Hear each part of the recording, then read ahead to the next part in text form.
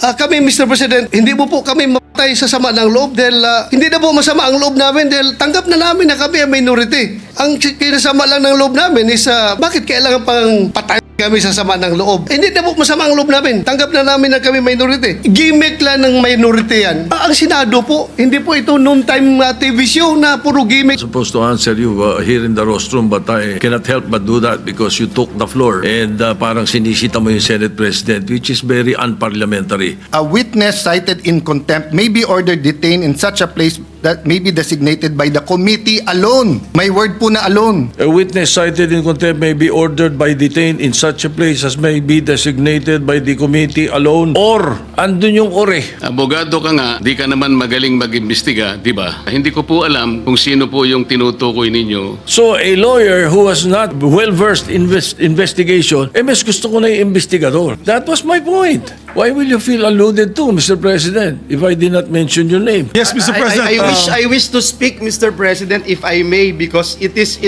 related to what the minority leader But, Mr. President, mentioned, and I'm sure the minority leader will be able Session to. suspended.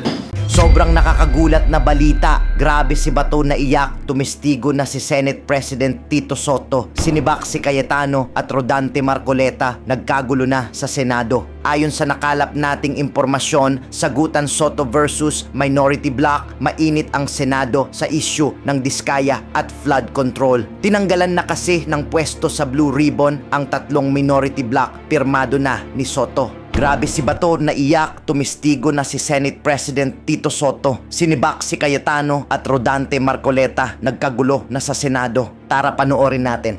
Senator De La Rosa is recognized. Thank you, Mr. President. Mr. President, since nabanggit mo na lang rin na yung pagpangalaga sa lahat ng miyembro ng Senado ay isang tungkulin ng Senate President. I just would like to bring to the attention of the Senate President. I came across with the news na when the Senate President was asked by a certain Christian Esguerra regarding the minority taking up the question about the custody of Bryce Hernandez. Ito po ang sagot ng ating Senate President, which I find it very, very, very sad because being the Senate President, we hope that you are going to take care of not only the majority, because you are not the majority leader, you are the Senate President, and we hope that the majority and the minority will be taken care of by the leadership of the Senate. And if I quote your answer, Mr. President, gimmick yan ng minority. Hindi ba nila naiisip na baka si Martin Romualdez ang tuta ko? Makabintang sila porque pinagbigyan ko yung TRICOM, tuta na ako. May ginawa ba akong illegal? Yung request ng House of Representatives, illegal? Hindi.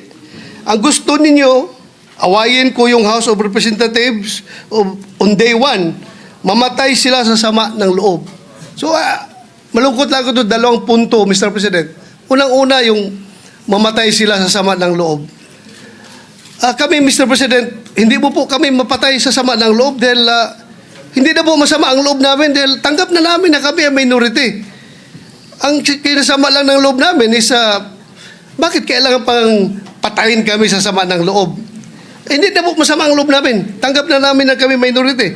At pangalawang punto, Mr. President, gimmick lang ng minority yan. Ang Senado po, hindi po ito noontime TV show na puro gimmick ang ating titikap dito. Kami po ay nag-raise dito ng legitimate issues which requires legitimate attention. So, Mr. President, ako po ay nalulungkot, which brings me to my parliamentary inquiry, Mr. President, na yung si Bryce Hernandez, yung kanyang custody was transferred, physical custody, I'm talking about physical custody, was transferred from the Pasay City Police Station to the Senate Sergeant at Arms room. Through yung from correction, from Camp Crame to Pasay, it was done through plenary action. Now, lately we heard that he was again transferred from Pasay to the Senate without plenary action. This is my parliamentary inquiry. Kung is a parliamentary action can be subverted by an action which is not a parliamentary action? Yun lang ang tanong ko. Matter of procedure lang, Mr. President. Dahil kung ganun,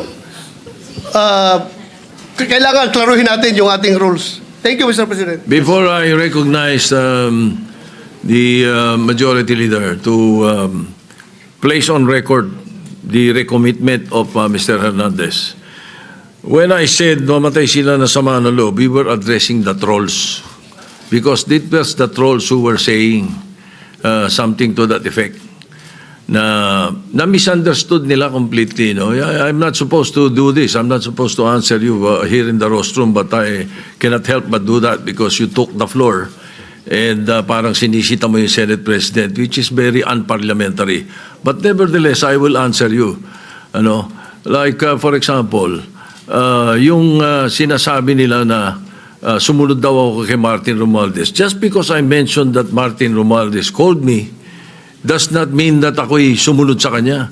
The request was coming from the House of Representatives. And the request was to retain Hernandez in the Congress. At doon ako hindi pumayag. Is that being tuta? So you cannot help but also think na sasama ang loob ko pag binabibintangan ako ng salita. Hindi po ba? So, ayun. Anyway, mabuti na yung masagot natin yan. At sinasabi ko sa kanila, yung mga trolls, yung mga sinasagot namin. Ngayon, to answer the issue of Mr. Hernandez, the majority leader may read the recommendation or the recommitment of Mr. Hernandez to the Senate custody. Yes, Mr. President. Mr. President, with the permission of the body, we made a study on the action that transpired the last 2 days on the recommitment of Bryce Hernandez dito po sa atin sa Senado. To put on record, this is how it transpired.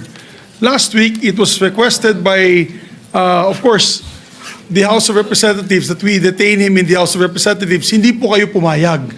Ang sabi nyo, kung ganun po ang gusto ni Hernandez kasi ayaw niyo pong bumalik dito, ang sinabi mo, hindi pwede. Dapat neutral and safe area doon po sa PNP Custodial Center. So nagkaroon po tayo ng debate dito dahil it was our distinguished colleague, Senator Marcoleta, who raised the issue that why was he put in the PNP Custodial area and not to the Senate Detention Facility, which was seconded by many of the members of the minority. A debate ensued. After the debate, I asked for a minute suspension and we all suggested na sa Pasay City Jail na lang po dahil malapit po sa Senado. Pero let's not forget the fact that originally, the position of the minority was to bring him back to the Pasay City Detention. It was only I who made the recommendation during the break that we keep it in Pasay City Jail because I approached the minority and you all agreed to my recommendation. And then after we started the session once more, the motion was done by the minority, graciously done by the minority, to move him instead to the Pasay City Jail. But upon consultation of the chairperson of the Blue Ribbon Committee, Senator Lacson, the Senate President granted the request as the chairperson of the Blue Ribbon Committee requested that he be brought back to the Senate, which was really, yun talaga ang posisyon ng gusto ng ating minority at the time, para wala ng gulo, pumayag po kayo na dito na lang sa Senado at may request na rin po, for the record, may sulat po si Bryce Hernandez, ang mga abogado niya, na ibalik siya dito at yan po ay confirmed sa kanilang hearing this morning for his writ of amparo before the Pasay City Regional Trial Court. Sinabi po ay doon na lang po ako sa Senado ilagay. So, the Senate President acted on the request na gusto ibalik na lang po dito. Tayo naman po ang may kustodiya niya sa kanya. At as a matter of fact, while watching the press con of our distinguished colleague, Senator Marcoleta, nung tinanong sa kanya, and sinagot po ni Senator Marcoleta ay tama naman po yan, dapat talaga dito siya sa Senado kasi tayo po ang may kustudiya. Sinabi po ng ating mahal na senador yun.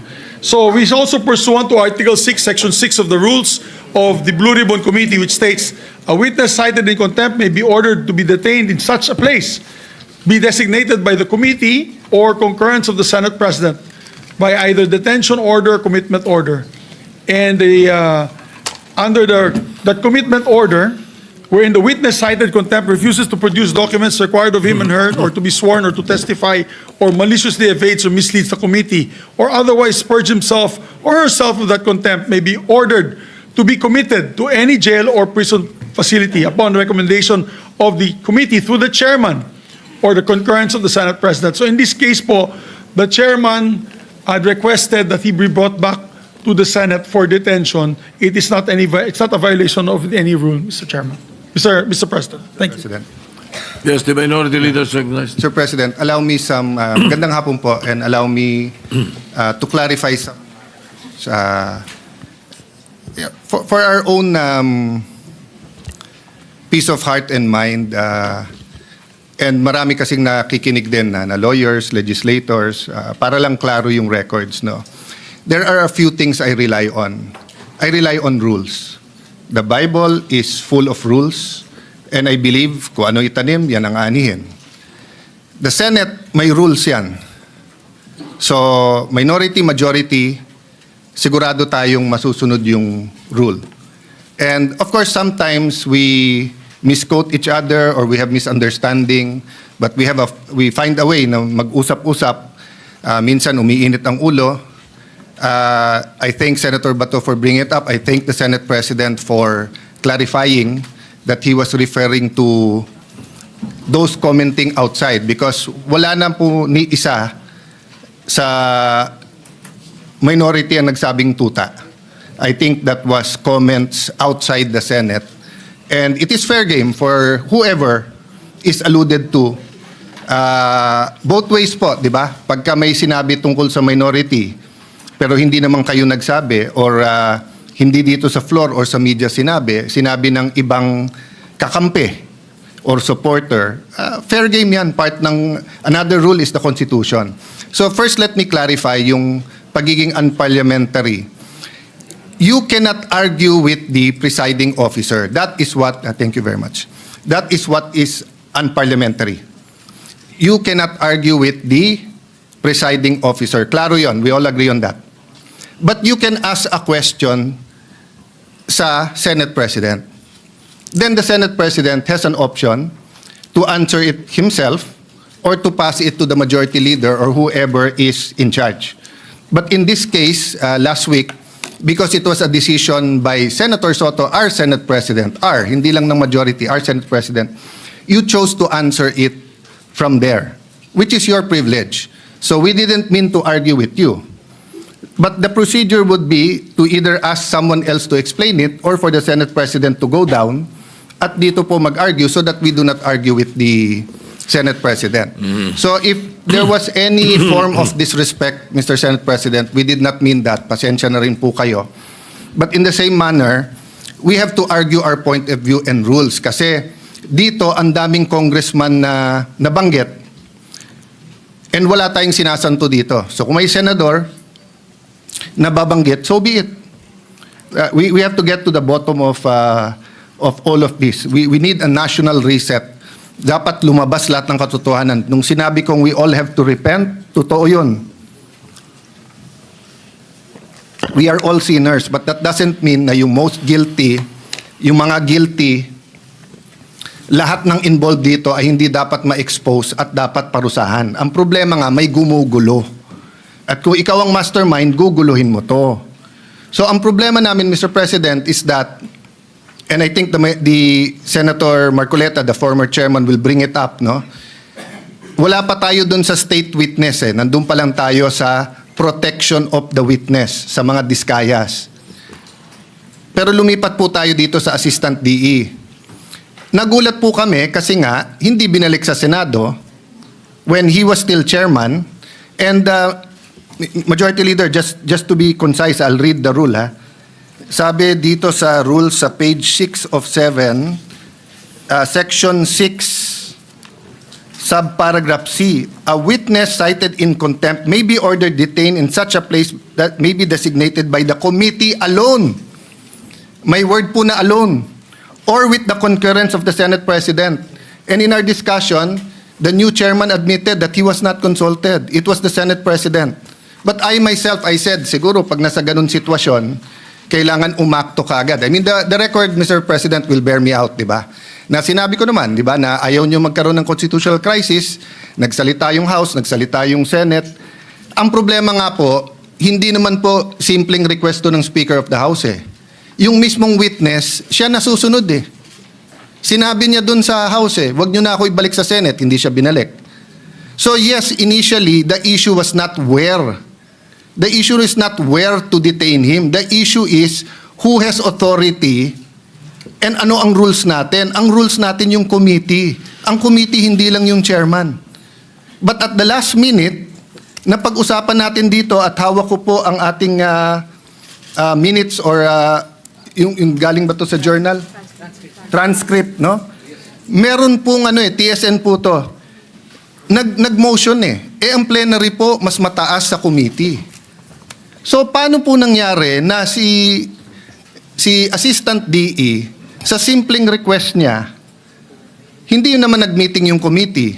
Ako as minority leader, automatic, hindi naman ako nakonsulta. So, ang problema namin sa minority is not really where he is detained eh. Ang problema namin, can we rely on the rules? Because ang tamang procedure doon, kung hindi natin pinagbotohan to sa floor, is that either the chairman decides and we all give our concurrence sa chairman or he informs us, may letter, anong tingin nyo? Then of course, masusunod naman yung majority, minority naman kami. Pero hindi na naman ganun nangyari. Tapos maririnig namin, mababasa na lang namin sa dyaryo or sa internet or maririnig namin ngayon sa majority leader na yun ang naging desisyon. Hindi pwedeng magdesisyon ang plenary tapos mababaliktad na lang ito. So the issue is not just Bryce. The issue is also the rules of the Senate. Ganun din po I don't know who wants to answer this. Ano ba ang rule natin pagdating sa CCTV? So, I put this on record. I will put it on record. Hanga ako kay Senator Lacson mag-imbestiga. And I support him to go all the way. But hindi ba kung meron tayong sinususpetsyo dito, you make a request for the CCTV. And then, you have a conclusion. Kasi kung hindi, lahat na lang tayo titingin sa CCTV. Tapos sasabihin natin dito, may nakita akong ganito, pumunta sa media. May nakita ko, pumunta sa ganito. Di ba? So, yes, the government is under attack and that's legitimate. The Gen Zs are rising up. That's legitimate. They should. But we should not attack ourselves. Kung meron guilty sa atin dito, i-expose natin. Tapos sa Ethics Committee. Huwag natin pigilan ng witness. Kung gusto ituro ni Bryce, kung siyam kami sa minor, ituro niya. Pero sundin natin yung rules, no? So before I let go of the floor, I think Senator Marcoleta on the same topic wants to say some things. But whether he will say it or not, Mr. President, no? I don't know the pleasure of the body sa plenary. At mas marami naman kayo eh. So kung gusto nyo dito sa Senate, de okay. And I think Senator Estrada also found out that both in the PNP custodial and in the Pasay City, walang taga-usaha. Tama ba yun? Sa custodial, hindi totoo na it was under the custody of USAA kasi walang taga-USAA ang nandun. So we do not know what transpired during that time. Kasi pagka under contempt, hindi punishment yun eh. Binibigyan mo ng oras yung witness pag isip-isipan kung magsasabi ng totoo hindi. But if we allow people to come in and talk to him, hindi mo na alam kung sino nag-guide sa witness na yon. Ang pwede lang yung abogado niya, maybe his family. Diba? So I think this is legitimate without pointing fingers to anyone. I don't know what the Discayas will say. I don't know what Bryce Hernandez will say. Let them say everything they want to say. As Senator Ping naman said, may resibo. Pero katulad kay Joel Villanueva, peke yung resibo, ghost yung resibo eh. Hindi pala screenshot yun eh. Pinicturan pala ang cellphone. Ang screenshot, cellphone, sinave mo yung screen. Eto, cellphone kinunan. O sabihin mo na, sige, let's not ano on technicalities. Tapos tignan mo yung laman, member daw siya ng CA, hindi siya member ng CA doon. At tapos na. Kay Senator Jinggoy, naka-Amerikana, minsan lang nga lang mag-Amerikana yung tao nung birthday niya. Pero ang picture sinabi, birthday niya, hindi naman. So, yes, may resibo, pero may peking resibo But we will address that at the right forum, Mr. President. But, again, we have to follow the rules. Sabi ng Supreme Court sa case ni Vice President Sara, sa tamang paraan, sa tamang panahon. Senator Marcoleta, will you... Same issue Same issue ba? Yeah, same issue. So that isang sagutan na lang, maybe I can... Mr. President, Majority Leader. yes, we'd like to recognize Senator Marcoleta, please, Mr. President. Senator Marcoleta is recognized. Mr. President, I rise on a question of privilege. There are recent unsettling statements. Yeah, Mr. President, just to, before, my apologies to Senator Marcoleta, because Senator Erwin has been quietly, diligently waiting for his turn to give his privileged speech. Well, if Okay. Senator If Senator Marcoleta- Erwin is willing to give way, we have no problem, Mr. President. All right, go ahead. You may proceed. And besides, Mr. Majority Leader, I'm rising on a question of privilege, which is the higher and preferred way of speaking before this body. Mr. President, I am armed by the explanation of the minority leader that we're not questioning the prerogative of the presiding officer, but we can question the Senate President on issues that are quite legitimate, such as the matters I would like to raise today. Unsettling because, Mr. President, on September 9, in your interview with ANC Head Start with Ms. Karen Davila about the Blue Ribbon Chairman being a lawyer, your answer is, there is no such thing as a rule na dapat abogado yun. Abogado ka nga, di ka naman magaling mag-imbestiga, di ba? So useless. Mr. President, I'd like to put on record, there was no inclination from this representation na meron man lang kaming sinabi na ang chairman ay dapat, chairman ng Blue Ribbon Committee ay dapat abogado. Wala po kaming kahit na shadow ng inclination, or any reference to that matter, wala po kaming sinasabi. Ngayon po, yung sinasabing abogado ka nga, di ka naman magaling mag-imbestiga, hindi ko po alam kung sino po yung tinutukoy ninyo, sapagkat narinig din po kayo sa inyong mga interviews. Sinabi niyo po, Mr. President, na maraming dissatisfied sa direction na tinahak po ng aking investigasyon nung ako pa po ay chairman ng Blue Ribbon Committee. Hindi ko po alam kung sino po yung dissatisfied sa mga members natin. Wala naman pong perpekto, Mr. President, pero sa akin pong pananaw ay ginawa ko po yung aking makakaya. Kung meron man po akong pagkukulang, ay humihingi po ako ng tawad sa aking mga kasamahan sa Blue Ribbon Committee. Ngunit hindi ko po sinadya na ilihis sa direksyon ng tamang pag-iimbestiga ang ating Blue Ribbon Committee. Noong September 10 po, 2025, ang programa pong Sa Totoo Lang, sa 1PH, nandun po yata si Job Francisco, Chicky Berhel, Cheryl Cosim. Ang sabi po ninyo, with reference to the affidavit of the Discayas, may suspetsa kami na inedit yung affidavit. Mr. President, ito po ay indirect affront to the integrity of this representation. Yung lamang pong pagsuspetsahan niyo na inedit yung affidavit, paano kayo nagsuspetsa? Ano po ang ginamit ninyong batayan at pagsususpetsahan ninyo na maring inedit yung affidavit?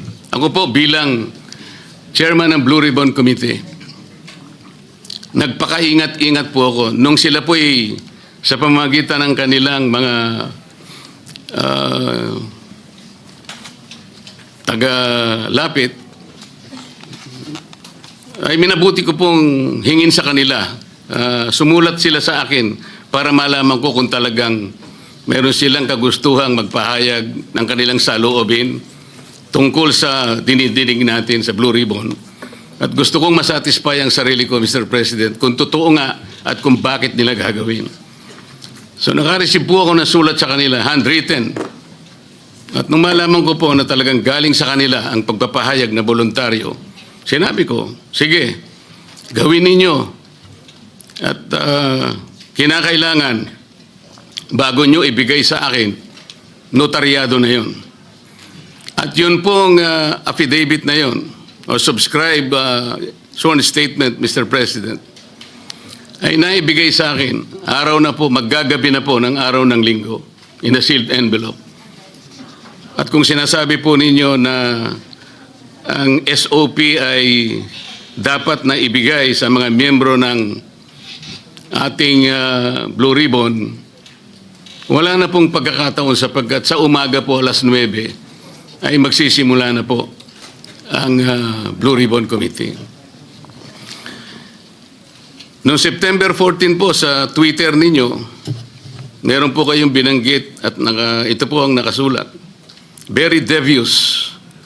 Wala pang hearing ang Blue Ribbon ni Ping Lacson. Gusto ng ilang magpalitan agad. What are they so afraid of? Bakit minamadali WPP agad ito?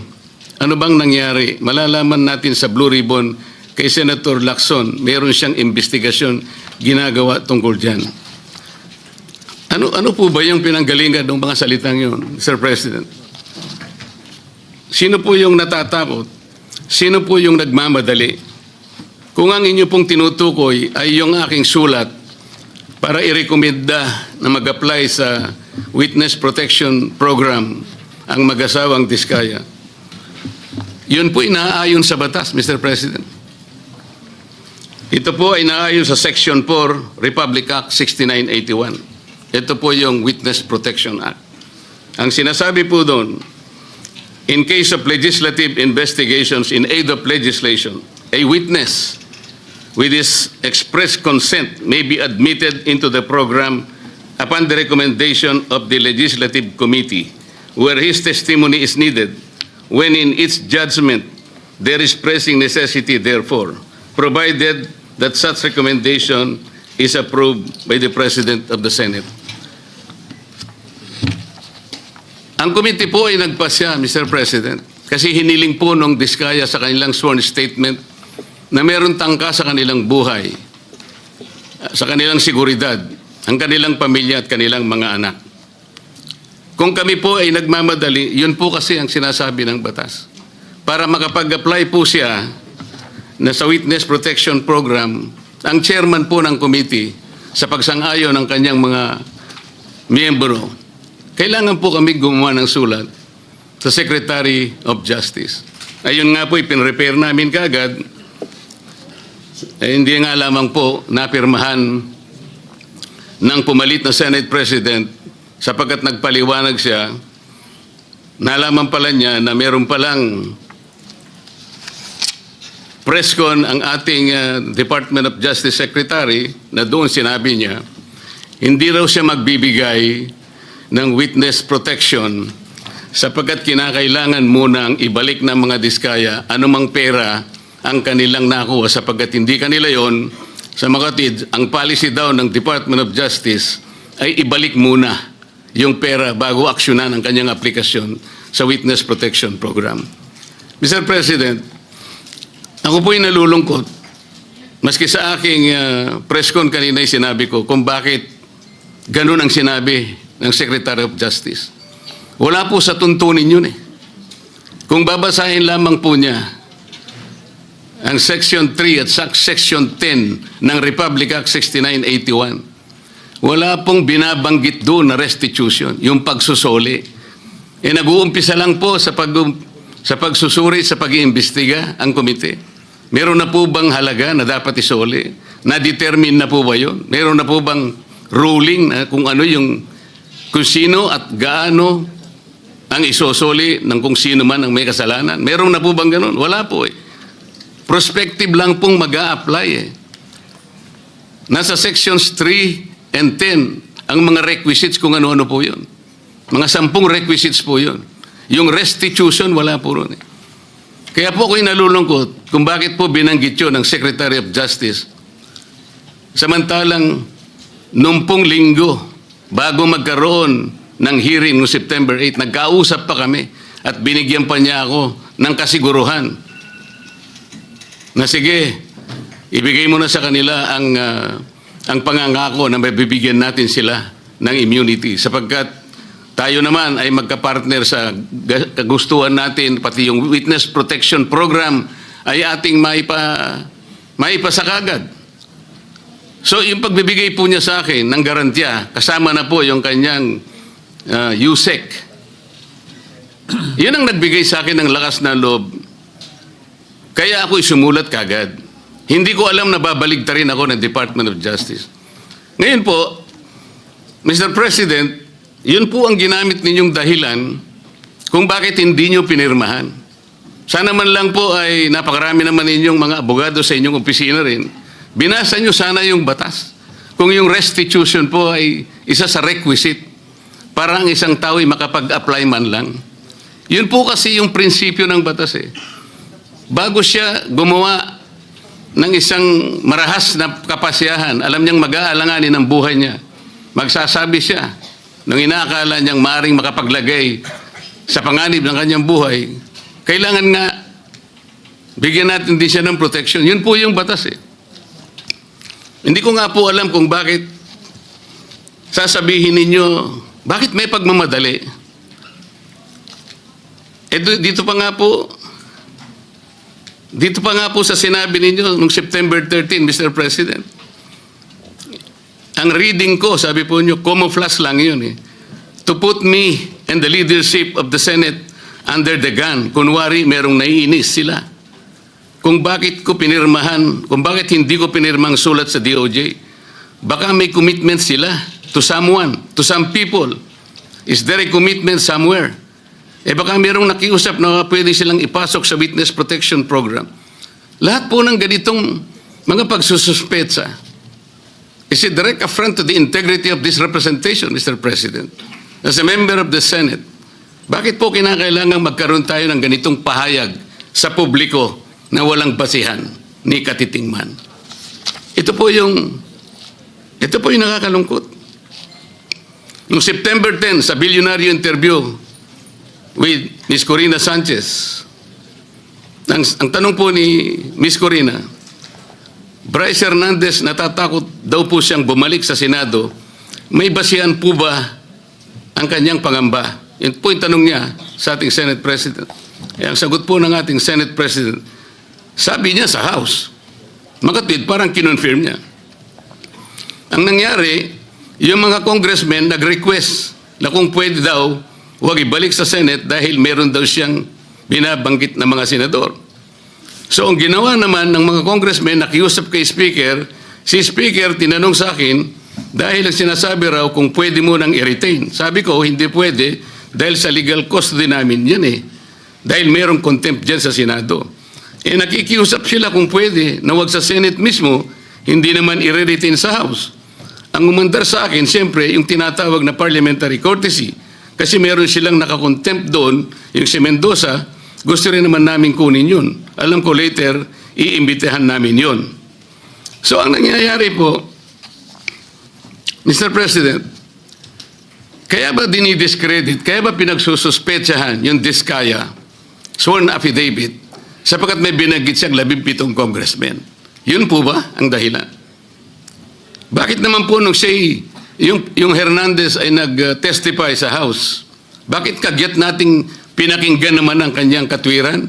Dahil may binanggit naman siya, di umano, na may kasalanan na dalawang kasama natin dito.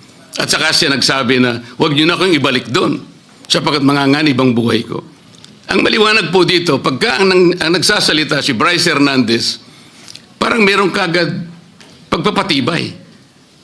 Parang pinaniwalaan na natin na maaaring manganganib ang buhay niya sapagkat meron siyang binanggit na dalawang kasama natin. Paano yung buhay ng Diskaya na inimbitahan nila doon?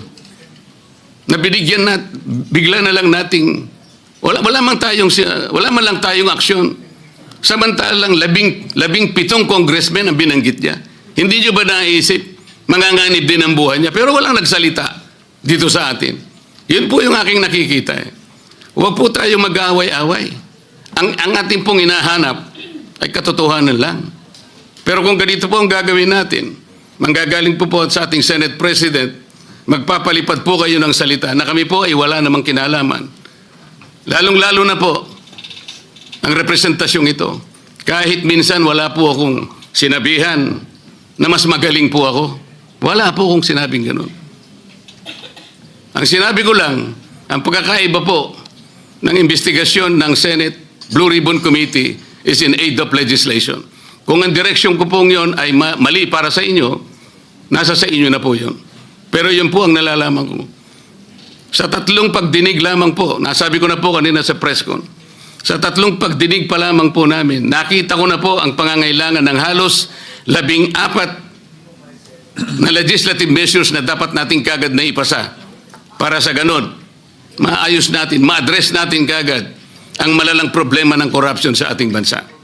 Maraming salamat po sa pagkakataon, Mr. President. Thank you, Senator Marcoleta. Majority Leader, Yes, Senator Kiko Pangilinan would like to be recognized, Mr. President. an objection? Hearing none, Senator Kiko Pangilinan is recognized. Thank you, Mr. President. This is not an interpellation, just a manifestation. Mr. President, bago pa man naglabas ng affidavit ang mag-asawang Diskaya, nag-comment na po ako dahil narinig ko doon mismo sa hearing nung tinanong siya nung ilang mga senador, binanggit niya ang mga pangalan at sinabi niyang mula 2022. Hindi bago ng 2022. Wala pa ho silang affidavit noon, tinanong sa kanila sa hearing. Kaya noon pa man, nag-comment na ako. At ako mismo sa comment ko, sabi ko, mukhang Photoshop tsaka edited. Hindi yung testimonya, hindi yung affidavit kasi wala pang affidavit nun eh. Testimonya pa lang nung una o pangalawang hearing. Kaya, in fairness to the Senate President, kung sinabi niyang edited, I was not referring to, this representation was not referring to the affidavit or in any way referring to the chairperson of the Blue Ribbon Committee. I was referring directly to the testimony given during the hearing, public hearing, of the Diskayas that they said they started flood control projects in 2016 and then went on to continue until 2025. And they too said na itong mga binanggit nilang pangalan ay sa 2022 lang. So, kahit na wala pa ho yung affidavit, doon pa lamang sa kanilang mga testimonya during the public hearing, nakita ko na mukhang hindi kapani-paniwala. At least this is my view as a lawyer na mukhang kung gagawin silang state witness, kinakailangan buo, hindi edited. And when I refer to edited, sila bilang mga testigo, ine-edit nila. Hindi yung chairman ng komite, hindi yung sa I was not referring to the affidavit, I was referring to their testimony when the affidavit had not yet been actually submitted. Just for the record, Mr. President. Thank you, Senator Pangilinan. In addition, Mr. President, in addition, point number 2, sorry. I was a member and continue to be a member of the committee, the Blue Ribbon Committee. Unfortunately, as was pointed out by the former chairperson, it is the committee that decides as to whether or not we will agree to have a witness taken as a in custody to become a witness under the Witness Protection Program. Unfortunately, as a member of the committee, I was not able to read the letter of the chairman then addressed to the Department of Justice. So in that case, Mr. President, sabi siguro kanina, if I heard correctly, nagmamadali dahil nga yung seguridad ng ating mga magiging witness dapat ay paramount. Pero sa akin, mas paramount siguro na may process na ang mga committee members makita man lang yung sulat bago ito'y ma-repair sa Department of Justice. Wala akong nakita, wala po akong nabasa. Nakita ko na lang sa dyaryo, Mr. President. For Mr. the record. President, kailangan lang masagot yung manifestation ni Senator Kiko. For a while, Importante lang, Senator Marcoleta, Mr. President. you have not been recognized yet. Majority Leader.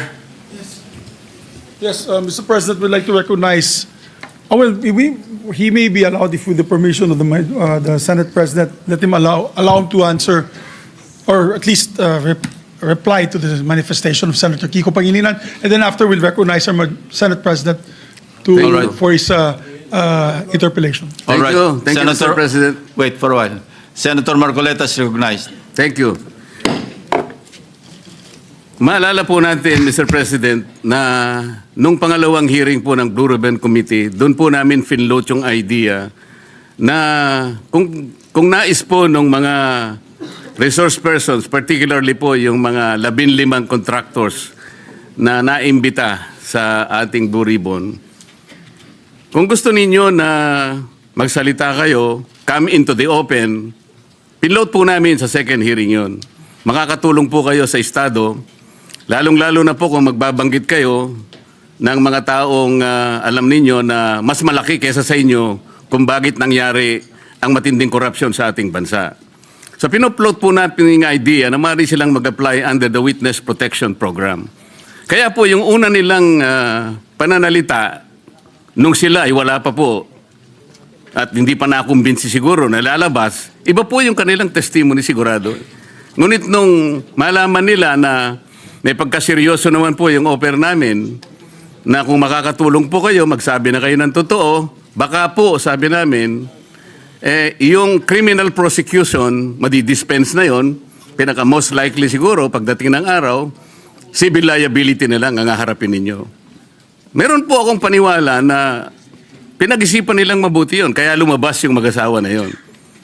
Nung lumabas sila, natural, dahil sa magsasabi na sila ng totoo, lalabas po talaga kung anong gusto nilang sabihin. Maring taliwas po doon sa narinig na nauna na pahayag ni Senator Kiko.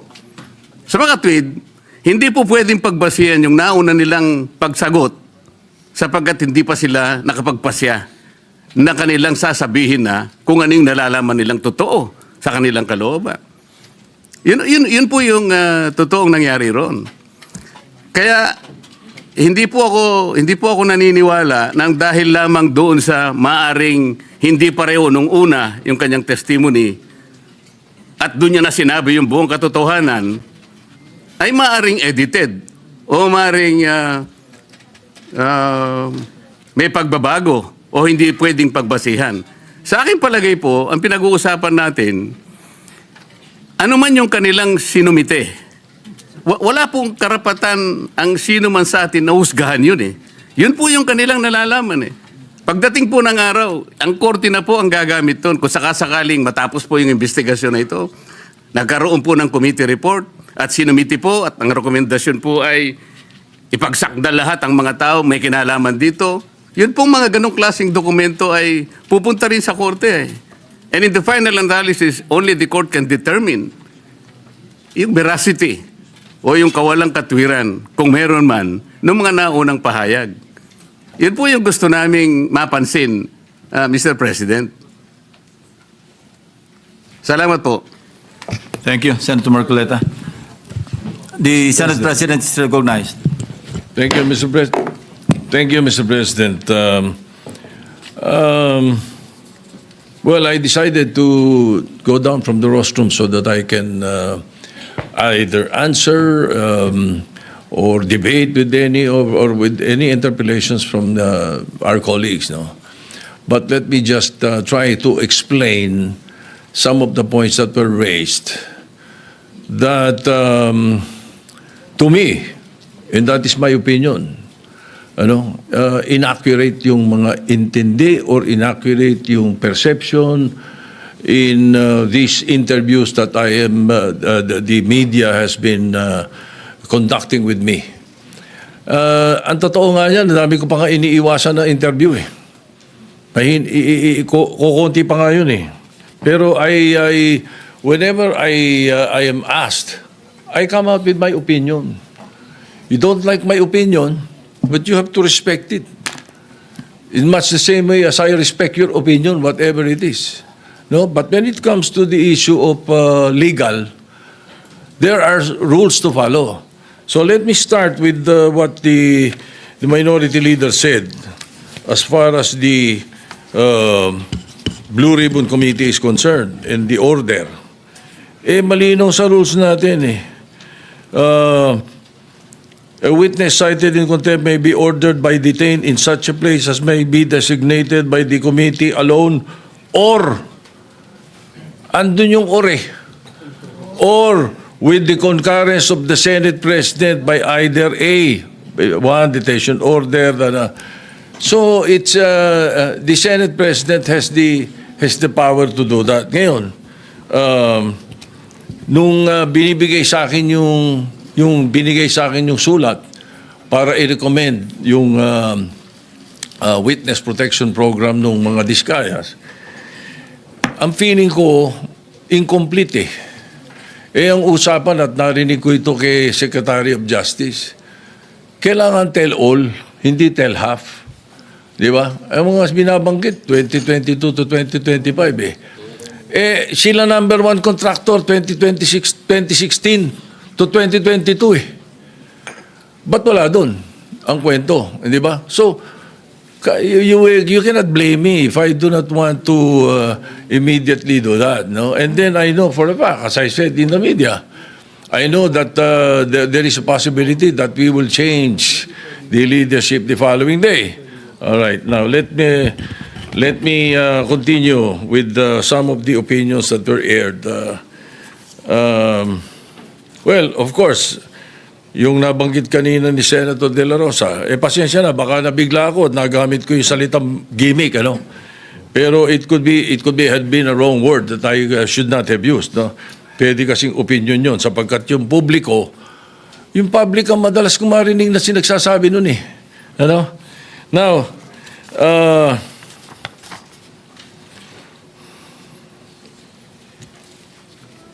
as far as I'm concerned, there's nothing illegal or out of the rules that we have done. My opinion, as aired, kung hindi nyo nagustuhan, pagpasensya nyo ako. Kung hindi nyo nagustuhan yung mga sinabi ko, na opinion ko. Pero I never mentioned names. When I said, baka na-edit, tama yung sinabi ni Senator Pangilinan. Iba yung thinking eh. Bakit iisipin nyo kagad na pinapa-edit ko yung affidavit? Hindi ba? Hindi eh. So, and when I say those things, you should not feel alluded to. Wala naman akong binanggit na pangalan eh. Di ba? And then yung tinatanong, binanggit yung tungkol sa the Blue Ribbon being a lawyer, does not have anything to do with Senator Marcoleta. It was a question by the public. It was a question even by Secretary Claire Castro or Attorney Claire Castro. The question was, di ba kailangan abogado yun? So that was asked of me. And I said, no. Nothing in the rules says so. Wala naman talaga eh. As a matter of fact, we elected Sani Alvarez as Blue Ribbon Chairman for 2 years. And he is not a lawyer. Binagdebatihan na namin nila Neptali Gonzales yan sa kanila Ernie Maceda yan. Matagal na. No. He's never a lawyer. Sani Alvarez was not a lawyer. Oh, we even debated about it. No, I am very sure, 100%. Oh. Anyway, so again, wala akong binabanggit na gano'n. You should not feel alluded to when I say na kasi At tinatanong nila, hindi naman daw abogado, Senator Lacson. Magaling na investigador eh. Di ba? Talo niya ng karaniwang abogado. Hindi ko sinabi si Senator Marcoleta abogado na yun o sino pang abogado. I never mentioned any name. I was saying, napakadaming abogado sa Pilipinas, libo-libo. So a lawyer who was not well-versed in investigation, mas gusto ko na yung investigador. That was my point. Ano ba? Why will you feel alluded to, Mr. President, if I did not mention your name? Di ba? Now,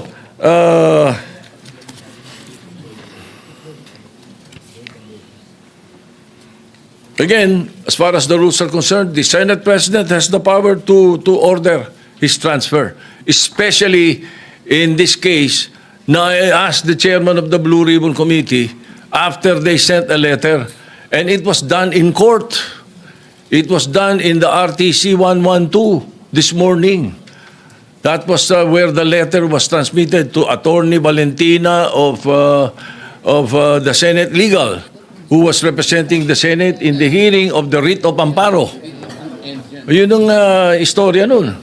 So the request was go back to the Senate. Ay sabi ko maganda, if that is your request, because that is precisely what the members of the minority wanted.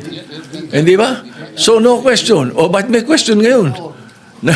Nalilipat natin, binalik natin sa Senate custody. Ano? And then also, to be fair to the OSAHA, every day, they monitor wherever that person is. Kahit na nung dinala natin yung si Colonel something sa Muntinlupa, mayroon tayong sa Pasay City Jail, si Balad ba yun? You don't need to have an OSAA there the whole day, 24 hours. It's not necessary. The important thing is it's under the custody of a legal custody. Yun ang importante ron. So hindi kailangan nakabantay OSAA doon. Now, if you want to change the rules, then you propose some amendment to the rules na gusto niyo OSAA nakabantay kahit saan natin ilagay. Alright? Now, maraming nabanggit kaya isa-isa natin to. Pasensya na kayo. Ang Witness Protection Program, ang pagkakaalam ko, magkakaroon ng immunity from criminal prosecution. So, kung natatakot sila sa kanilang security, bilyon-bilyon ng pera nila Ang dami nilang pwedeng bayaran sa security guard Kahit 1,000 security guard, kaya nila Bakit kailangan ang gobyerno? Ay galit na ang mga tao dahil hindi nga natin malaman kung ilan yan, kung nangyari nga yan, kung sila nga yan, hindi po ba? Kaya we were just trying to be prudent. Konting konting hinay. Huwag yung sasabihin natin. Kaya sabi ko, ba't tayo nagmamadali? I'm not pertaining to any senator. Bakit, sana do not feel alluded to if I don't mention your name. Di ba? And then, state witness, there is no other direct evidence available for proper prosecution So, it is not applicable to the Discayas. At saka hindi rin pwede sapagkat ang pananaw ng karamihan, ang pananaw ng taong bayan, sila most guilty. Ang pwede sa Witness Protection Program, not the most guilty. Ayun ang sinasabi ng batas. Anyway, as I said, the Senate President has the power to order the transfer. And if I have used a word that does not conform to your palate, then pagpasensyahan nyo. Pag ganun, pagkat karamihan ng binanggit ko, opinion ko. Kung ako ini-interview ng media, I always, as far as I'm concerned, tell the truth. Pag ang media kausap mo taong bayan Ganun yun. Kaya iniiwasan ko na hindi ako magsabi ng totoo. Kung opinion ko hiningi, binibigay ko opinion ko, hindi ko tinatago. So if you don't like my opinion, I'm sorry, Mr. President. But that's how it is. Thank you. Yeah, Mr. President. What is the pleasure of the Minority Leader? Yeah, Mr. President, because I mentioned some of that, may I be allowed to interject? And then, of course, it is the pleasure of the Senate President if he wants to answer again. The Minority Leader is recognized. Thank you, Mr. President. Unang-una, Mr. President, sa rule, verba lehis. Kapag ka very clear, plain interpretation, clear po yun. You do not interpret. Ang sinabi po sa Rule 6, a witness in contempt may be ordered detained in such a place may be designated by the committee alone. Alone. Ibig sabihin po, yung committee lang. Ano yung with? Kasama.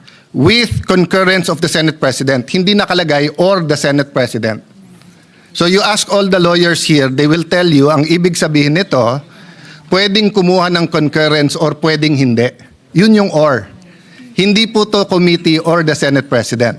That's why if you go to the last paragraph, the order may be lifted by the chairman with the concurrence of the Senate President. The Senate President cannot lift ang nakalagay doon with the concurrence. Hindi rin pwedeng yung committee.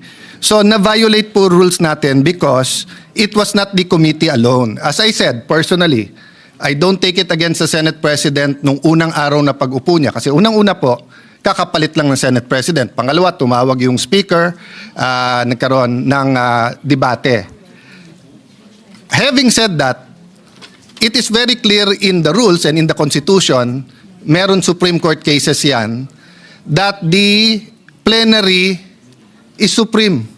Even the Senate President said, di ba, primus inter pares, he's just the first among equals. Equal tayo lahat. But of course, he represents the Senate. So when the plenary decided to put him in Pasay City Jail, ang makakalift po niyan, hindi po yung committee, hindi po yung Senate President, it's the plenary. So we violated our rules. That's why we stood up to correct. Okay, let me go now to the Witness Protection Program. Let me first mention, I love the humility of the Senate President in the sense na sinabi niyang opinion niya yon, and of course the Constitution guarantees him his opinion. But let us remember, Senator Tito Soto before Monday gave the opinion of a senator. But after Monday, he's giving the opinion of the Senate President. There's a thin line between the opinion of the Senate President for the Senate and the opinion of Senator Tito Soto. Both are valid. He always studies. He always knows what he's talking about. But magkaiba po yun eh. Magkaiba yung dinidebate ko siya sa opinion niya at yung opinion ng Senate President bilang Pangulo ng Senado. So for example po, Mr. President, and let me address then Senator Kiko, although in a sense it's none of my business because he was manifesting that in the Blue Ribbon Committee. Iba po ang Witness Protection Program, Section 3, Admission in the Program. Iba po yung Section 10, State Witness. Iba po yung Section 17, Discharge of a State Witness. Yung pong sinasabing he does not appear to be the most guilty, yan po ay tatanggapin natin pag state witness na, wala po tayo doon. Nandun pa lang tayo sa Section 3 protection. So let me make that clear ha. Kasi po ang nasabi ng Senate President, paano yun yung perception ng tao, most guilty sila. First of all, I don't agree. Kaya nga nagrarally, alam ng tao may mastermind sa likod nila. Di ba? Napakagaling naman ng Diskaya na pati BICAM, pati budget, pati everything, sila ba nagpapatakbo ng gobyernong Pilipinas? Di ba?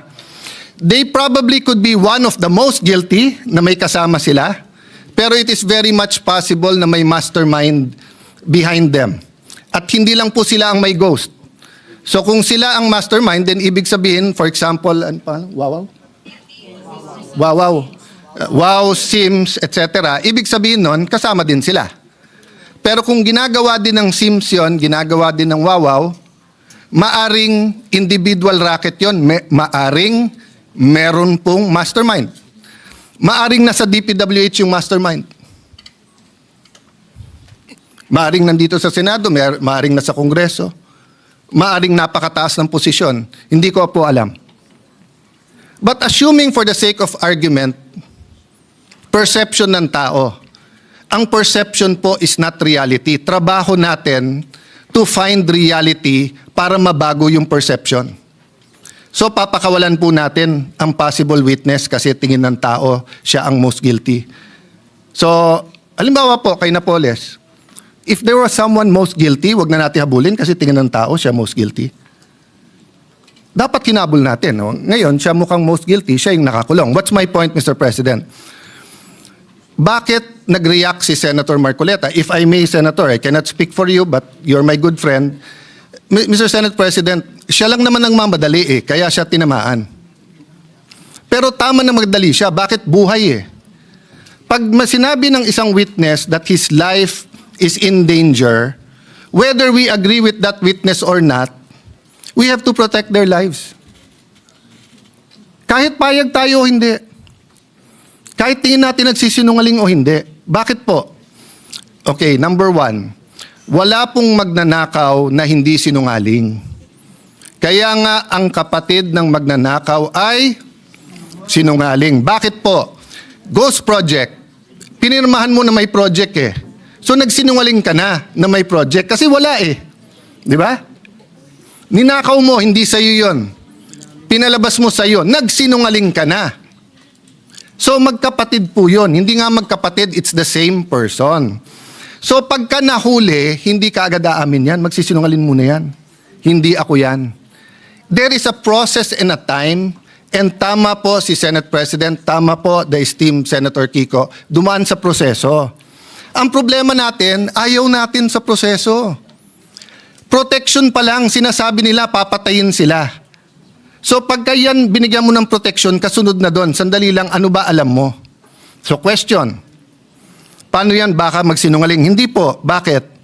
Sabi po sa Section B ng Section 3, Section B, his testimony can be substantially corroborated on material points.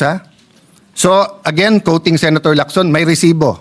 But quoting myself, hindi peke na resibo, hindi ghost receipts. So ibig sabihin po, pagkatapos mo bigyan ng proteksyon, papupuntahin mo ngayon sa DOJ. Doon mo na pakakantahin. Doon mo na i-assess. Bakit importante to? Kasi pag nakita ng SIMS, nakita ng Wawaw na may kumakanta na, mag-uunahan na yan sa DOJ kung sino ang kakanta. Parang karaoke yan. Pag hindi pa naka-on at wala pang may hawak ng mic, walang gustong kumanta. Pag kinuha na ang mic at kinanta na yung My Way, agawan na sa mic yon. Habang walang kumakanta kung sino ang mastermind dito, wala, liligawin po tayo. Ngayon, I feel for the Senate President, if part of him feels we're wasting time, may I admit, Mr. Senate President, dear colleagues, part of me feels that we might be wasting time. Bakit? Instead of using this to find the mastermind. Senator Lacson, I appreciate what you've been doing. Having said that, let's go back to the rules. Pag binigyan mo ng protection ng mga diskaya at hindi sila magsabi ng totoo, that can be corroborated in material points. I-discharge mo sila, bahala sila sa buhay nila. Pero may mga techniques yan. Sa ibang bansa, yung kanilang Attorney General, DOJ, sasabihin yan, paano yan, kumakanta na? O kaya sasabihin sa diskaya, papakawalan ka namin, walang protection, pero ipagkakalat namin, sinabi mo na sa amin, ayaw mo lang pirmahin kung sino ang mastermind. So, there are different techniques that are legal to ferret out the truth. Pero hindi naman pwede pong, sabi nga ni Senator Escudero pag binanggit ang congressman, hindi credible. Pag binanggit ang senador, credible. Pag binanggit 2022, papunta ngayong credible, hindi binanggit. I myself think dapat banggitin na 2016. Ba't banggitin nyo rin 2010 to 2016? Wala naman nagsabing graft free ang ng DPWH noong 2010 to 2016 Sa bayan namin, contractor, congressman, doon na uso yung sheet piling 2010 to 2016. Bago nun, walang shit piling sa Taguig. Pero yung shit piling na isa sa mga pinaka-corrupt ways of flood control, nangyari po to 2010 to 2013 or 2016. So let's get to the bottom of it. But let's follow the law. Yung state witness, malayo pa yon. So nung una ko nabalitaan, kailangan state witness, I disagreed with Senator Marcoleta and went up to him and said, Boss, baka magkaiba tayo ng opinion kung dapat si Diskaya. Pero tama nga siya, wala pa tayo dun, nasa protection pa lang eh. Hindi pa natin naririnig kung anong sasabihin nila. Ngayon, kung, hindi ko na itutuloy, pero yung initials na lang, kung BS ang sasabihin sa atin, bullshit sila. I-release mo sila ulit. Di ba? Pero paano po kung willing sila magturo? Last point. Iba po ang discharge of the accused to state witness. I think it was JV Hinlo sa Facebook na nagsasabing, remember, hindi all or nothing to. Pag state witness ka, hindi ibig sabihin, totally discharged ka na. Pwedeng halimbawa, imbis na 5 habang buhay na pagkakulong, 1 habang buhay na pagkakulong ka na lang. Ngayon yung sinasabing kailangan isoli yung pera, I agree with that. 100% dapat may restitution. 100% dapat ibalik. Sa Biblia nga, doble pa dapat ibalik. Ito lang po ang tanong. Wala sa batas yun eh. Wala sa batas. That's a matter of public policy. So what does it mean? Patawag mo muna yung mga Diskaya o anong willing nyong gusto sabihin. Okay. Makorroborate nyo ba? Ibig sabihin, meron bang resibo yan? So sinabi mo, eto binigyan ng 30%, nasaan yan? Kasi hindi ko na po babanggitin ngayon ha? Or babanggitin ko na po ngayon. Sa Taguig, may project po ang mga Diskaya. Open bidding eh. Pero kung hindi ako magkakamali, sa Pasig, meron din pong project ang mga Diskaya. Both kay Mayor Vico sa City Hall at both sa And siya pa nga nagsabi nun, kung hindi ako nagkakamali ha, this is not an expose. I'm just telling you as a fact.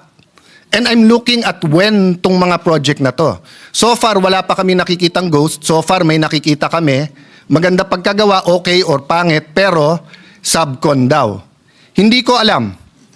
Of course, malicious yung pagka-post. Malicious, mali na delicious. Malicious.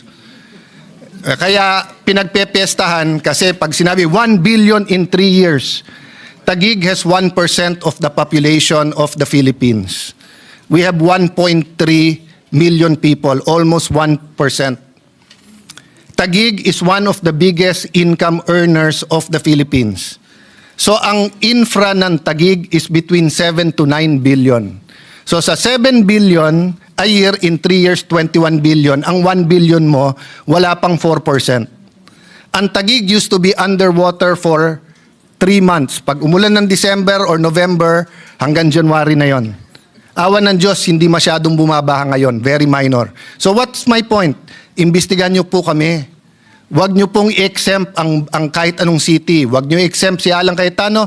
Huwag niyo i-exempt ang congressman namin. Huwag niyo i-exempt yung kapatid ko na dating mayor. Huwag niyo i-exempt si Vico Soto. Huwag niyo i-exempt si Joel Villanueva. Lalong niyong huwag i-exempt si Jinggoy Estrada. Huwag niyo i-exempt ang mga congressman. Pero bakit? Sandali lang. Nagsalita ka, Diskaya, bawal ka na. Pero ikaw, Bryce, dahil senador binanggit mo, sige, sabihin mo lang kung saan mo gusto, doon ka na magstay. Hindi ata tama po iyon. No?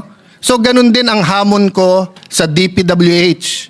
Para kumang kapatid, yung bagong sekretary, hinahamon ko siya na saan na ang listahan ng lahat ng projects, ang lahat ng 15, para isang posting na lang tayo. Hindi yung parang nachismis ka na magse-Senate President ka, biglang may lalabas na listahan. O, nachichismis si Lito, nakikipag-usap sa akin, baka may lumabas na listahan sa'yo. Pinag-uusapan namin yung paborito kong Maha Blanca ba tawag doon?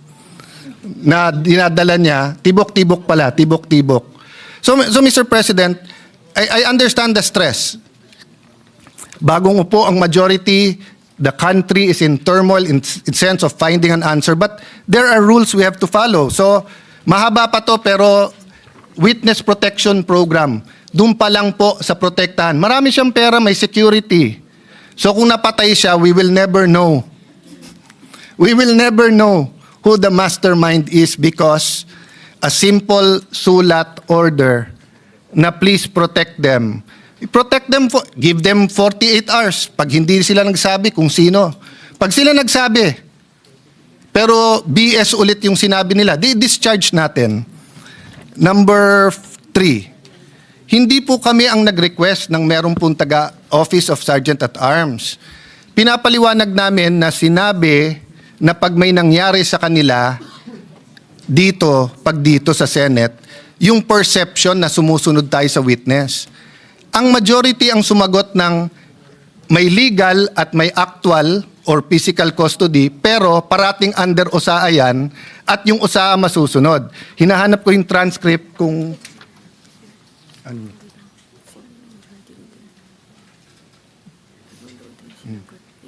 Yeah. Okay, anyway, hinahanap ko kung nabanggit na meron taga-OSAA doon.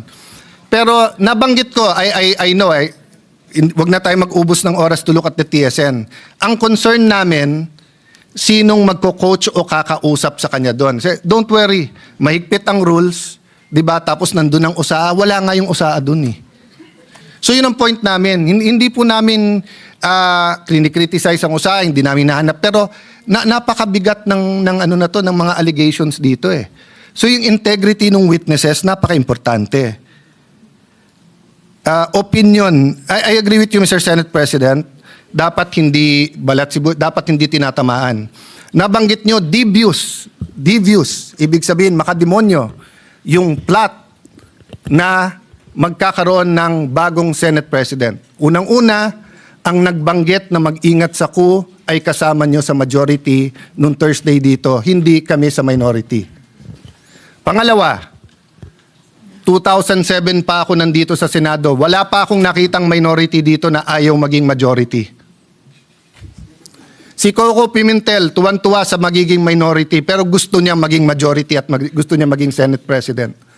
Sa 24 sa atin dito, baka si Lito Lapid lang ang ayaw maging Senate President. Pero baka gusto mo rin. Baka gusto mo rin. Pwede rin. Pwede rin. Oh. So, 3 na lang kailangan natin, Supremo. 9 na kami, pang 10 ka, 3 na lang, 13, Supremo. Okay. What's my point, Mr. President? Hindi po kami ang nagsabing may plot. Alam niyo po, kung nabasa ko to sa Facebook, napakaganda. Sabi niya, what is the difference between stupidity and intelligence? Sabi niya, ang intelligence may hangganan.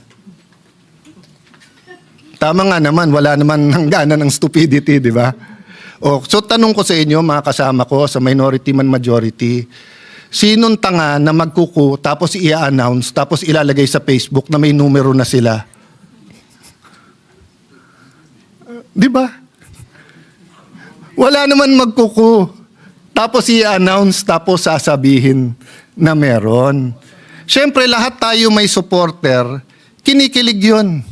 O ilabas natin bukas na si JB Ejercito ang magiging Senate President, kikiligin po ang mga supporter ni JB Ejercito. Ilagay po natin na si Jinggoy Estrada, kikiligin supporter niya, magagalit naman yung galit sa kanya. So, we respect the majority and your prerogatives, Mr. President, di ba? Wala akong kinausap na senador over the weekend. In fact, nahiya ako sa minority because ang paalam ko sa kanila, minority leader. Di ba? But I can tell you straight in everyone's faces with all humility, dahil alam nyo to, you offered me the Senate presidency in 2016. Pero ang kasama doon ay magiging Secretary ay Justice Committee si Leila de Lima, na alam kong ang tanging pakay ay tanggalin si Duterte, plus other committees that I did not agree with. That was the cost. Hindi ko kayang bayaran yung cost na yon. Hindi ko kayang bayaran yung cost na yon. So, I lost it. Napunta kay Coco Pimentel and it was good for the country. Panay Mindanao. But yun yung cost. Oh, it was offered to me again last month. But sabi ko, hindi ko kayang saksakin sa likod. Kahit sa harap, hindi ko kayang saksakin si Cheese Escudero. So humanap ng ibang kandidato. And I think, at this time, Senator Soto has a role to play. And he is Senate President. Di ba? So if and when it is offered to me, it will be in terms that I can pay the cost. Kasi lahat yan may cost eh. Ang hirap maging independent po ngayon. Bawat galaw natin, ituloy natin yung hearing, may galit kasi may independent commission na. Huwag natin ituloy ang hearing, parang may pinagtatakpan tayo. That's why I'm glad that the Senator Lacson said, tuloy yung hearing. Let's focus, may mastermind dito. Yung mastermind ang kailangan mabunyag. Bakit? Kasi kung hindi uulitin. Pangalawa po, may kultura, naging madali sa mastermind kasi kultura nating corruption. Sa maraming paraan. So, Mr. President, I beg to disagree that hindi nasunod ang rules. But we're starting out. And our plate is full. Sa minority, we have a nation-building agenda. We plan to participate sa budget hearing. Sinabi, wala ng flood control funds. Some want it sa feeding program. Some want it sa education. Some want it in different programs. So we'll all be busy here, but we have to establish. So what do we do now? I do not know the pleasure of Senator Jinggoy or the pleasure of the chairman of the Blue Ribbon Committee kung siya hold. But as of now, hindi natin nire-reverse ang plenary sa Pasay City Jail. If you ask me to vote, ako gusto ko dito. Kasi hindi naman penalty ang contempt in the sense na gano'n, no? But Mr. President, hindi naman pwedeng magbobotohan tayo dito sa plenary tapos i-reverse ng kung sino man. May I, yeah, with the, maybe recognized. Yeah, Majority Leader. Thank you, Mr. President. Just on the technicalities of the rules, let me just state for the fact na yan po yung original request ni Senator Marcoleta. There was a letter given to the Senate President at that time that Bryce Hernandez be remanded back to the Senate. So for clarity lang po yan. And then we had a debate after the Senate President tried to look for a win-win solution after the witness had asked, going back to what I said earlier, that he not be brought back to the Senate. When the new Senate Blue Ribbon Chair was elected, which is the gentleman on the podium today, Senator Panfilo Lacson, he conferred with the Senate President. Binalagay ko lang po yung proper context, no? Kinausap niya yung Senate President na ibalik na lang po sa Senado. So, wala po talaga tayong bina-violate na rule niyan.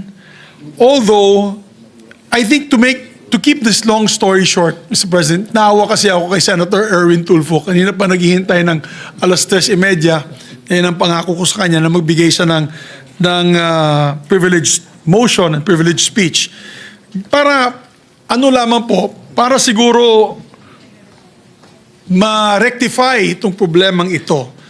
May we ask the gentleman, are you objecting to the recommitment of the witness to the Senate? Because if so, then I'll make the proper motion and we will sustain the decision of the Senate President. And that's it. Because if there's an objection, Mr. President, I clearly remember my compadre, Senator Bato de la Rosa, giving a very passionate speech that here in the Senate, protektado sila dito. Hindi kami katulad ng House na binabadger yung witness. I believe him. And I believe the Sergeant at Arms was appointed by the predecessor of Senator Soto, our Sergeant at Arms, can be trusted, Mr. President. So if that is the case, to end this discussion, let's just have a debate in plenary. Or debate, rather, I will move for a motion and let us decide with finality where will the witness be remanded, Mr. President. Because as far as I'm concerned, I will sustain the decision of the Senate President to bring him back here to the Senate. That is what everybody wanted last week, including the minority. So, Mr. President. Mr. President. Yes. Mr. President. Mr. President, I will yield. For a while. Sorry. Who will yield? Yeah. Okay, I will yield, Your Honor. Okay, the minority leader is recognized. Sorry, Mr. Presiding Officer, to make it hard. I will yield to Senator Joel to answer that. But the commitment I want is we follow the rules. So next time, pag nagbotohan tayo dito, hindi pa pwedeng may post-action tayo to unless it's an emergency. Nilipat na eh. I just answered that. Mr. President, as far as, Mr. President, may I be recognized? As With far the as, permission of the minority leader, Yes. the deputy minority leader. yes, Mr. President. I wish to speak, Mr. President, if I may, because it is related to what the minority leader But, Mr. President, mentioned, and I'm sure the minority leader will be able Session to. suspended. Ngayon, ikaw, bilang Pilipino, ano ang masasabi mo at reaksyon sa balitang ito? Mag-iwan ka ng komento sa ibaba at atin pong babasahin isa-isa.